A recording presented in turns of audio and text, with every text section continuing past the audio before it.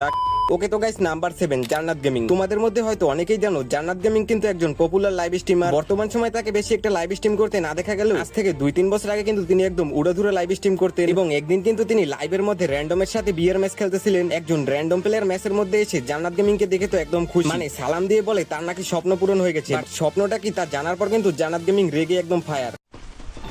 Hello, আসসালামু আলাইকুম। ওয়ালাইকুম আসসালাম ভাইয়া, কেমন আছেন? সাবাস। জি আলহামদুলিল্লাহ ভালো। আপনি কেমন আছেন আপু? আলহামদুলিল্লাহ।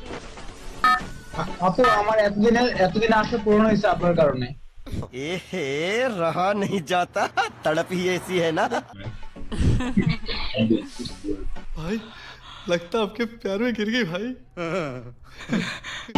হ্যালো, জি এতদিনে আপনার হয়েছে। হ্যাঁ বুঝছি আমি। और अभी तो रुको, अभी बाकी। কি বুঝলেন? এই যে আপনি আসতে চাইছিলেন টিম কোডে, এতদিন পর আসতে পারলেন। আরে ওটা না, এখন আমার হ্যান্ডেলিং মারতে শিখতে হবে। I got broads in Atlanta. Just to lean the family. Credit cards and the scammers. Hitting no licks in the back. তুমি কি বোকা চোদা ভাই? गजब बेइज्जती है। একদম কানের নিচে মারমু বেয়াদব, 14 গোষ্ঠীর নাম ভুলে যাবি। ফার্স্টে সালাম দিয়ে কি এটা পর কথা কস? I am sorry, Babu.